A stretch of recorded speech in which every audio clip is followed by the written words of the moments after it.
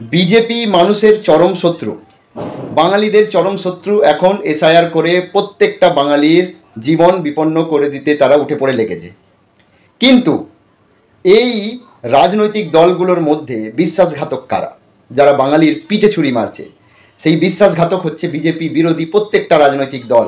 Trinamool Congress, CPM, পুরো বামফ্রন্ট থেকে শুরু করে ভারতের জাতীয় কংগ্রেস পর্যন্ত।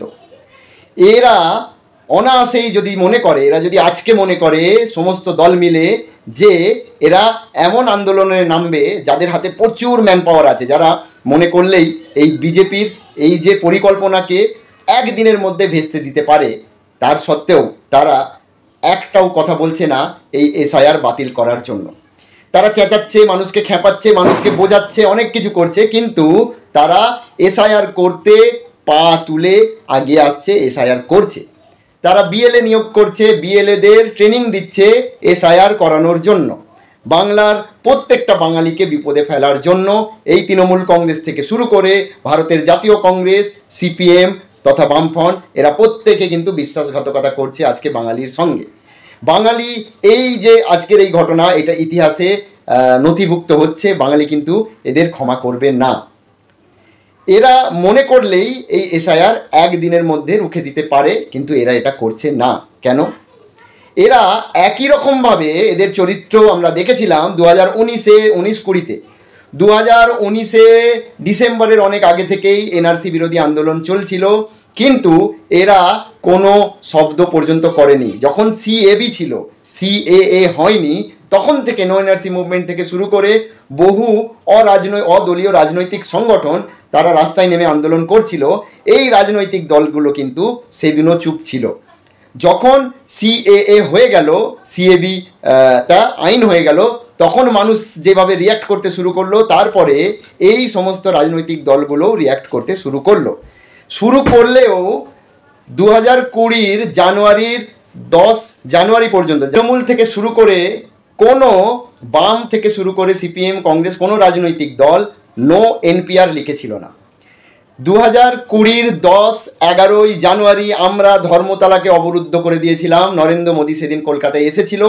আমরা নো এনআরসি মুভমেন্ট থেকে শুরু করে রাজ্যের এবং এই কলকাতার বিভিন্ন এনআরসি বিরোধী সংগঠনরা মিলে, ছাত্র যুবরা মিলে ধর্মতলাকে 2 দিন অবরুদ্ধ করে রেখেছিলাম। আমরা বলেছিলাম নরেন্দ্র মোদীকে সেদিন মাটি ছুঁতে দেব না, কলকাতার ছুঁতে দিইনি। নরেন্দ্র মোদী সোজা কলকাতা এয়ারপোর্ট থেকে রেস গ্রাউন্ডে হেলিকপ্টারে করে উড়ে এসেছিল, আর নৌকা পথে বেলুর মঠ গিয়েছিল, রাজভবনে ছিল। সেদিন ছাত্রদের একটা মিছিল রাত্রি 8টা নাগাদ, 8টা সাড়ে 8টা নাগাদ একটা মিছিল যাচ্ছিল রাজভবনের দিকে, রাজভবন ঘেরাও করতে। তখন ওই রানী রাসমণি রোডে ছাত্রদেরই তৃণমূল ছাত্র পরিষদের একটা মঞ্চ বাঁধা ছিল। সেই মঞ্চের পিছনে তখন মমতা ব্যানার্জি উপস্থিত ছিলেন। যখন ছাত্রদের ভিড়টা ওই জায়গায় গিয়ে পৌঁছায়, তখন মমতা ব্যানার্জি উঠে আসে। তখন এই গণ আন্দোলনেরই এক ছাত্র অনির্বাণ বলে, বারাসাতের যে আপনার যশোর রোডের আন্দোলন যারা করছে, যশোর রোডের গাছ বাঁচানোর, সেই জায়গা থেকে উঠে আসা এক ছাত্র অনির্বাণ, ও এইভাবে আঙুল তুলে বলেছিল, দিদি আপনি নো এনআরসি নো সিএ লিখেছেন, নো এনপিআর কেন লেখেননি? এনপিআরটাই তো এনআরসির প্রথম ধাপ। তারপর থেকে আমরা দেখলাম রাতারাতি সমস্ত ব্যানার কলকাতার সমস্ত জায়গা থেকে এবং বাংলার সমস্ত জায়গা থেকে নামিয়ে no NRC no CA no NPR লেখা শুরু করলো এই রাজ্যের শাসক গোষ্ঠী। তারপরেই দেখলাম একে একে সিপিএম এবং কংগ্রেসও সমস্ত জায়গায় no NRC no CA no NPR লেখা শুরু করলো। অর্থাৎ এই বিশ্বাসঘাতকগুলোকে আগে চিনে রাখুন। আর যদি এসআইআর থেকে বাঁচতে চান, পথ একটাই, আপনি যে দলকে ভোট দিচ্ছেন, বাংলার মানুষ বিজেপিকে ভোট দেয়নি, তাহলে বিজেপি ক্ষমতায় আসতো? বিজেপি যেহেতু ক্ষমতায় আসেনি, এখনো পর্যন্ত বিজেপি যেটুকু ক্ষমতায় এসেছে তারা তাদের রাষ্ট্র যন্ত্রাংশকে ব্যবহার করে এসেছে। তারা মানুষের ভোটে এই রাজ্যে যেটুকু ক্ষমতায় এসেছে মানুষের ভোটে আসেনি, এটা আমার দৃঢ় বিশ্বাস। কিন্তু মানুষ মনে প্রাণে ভোট দিয়েছে যাদের, সিপিএমকে ভোট দিয়েছে, আইএসএফকে ভোট দিয়েছে, কংগ্রেসকে ভোট দিয়েছে, আর তৃণমূলকে ভোট দিয়েছে। তৃণমূলকে সরকারে রাখা হয়েছে। সব থেকে বেশি এদেরকে প্রশ্ন করুন। আমি যাকে ভোটটা দিয়েছি আমি তাকে প্রশ্ন করব, 100 বার করব, এটা আমার গণতান্ত্রিক অধিকার। তাকে বলবো, কেন আপনার দল আমাকে বাঁচানোর লড়াই লড়ছে না? কেন আপনার দল আমাকে ভাঁওতাবাজি দিচ্ছে?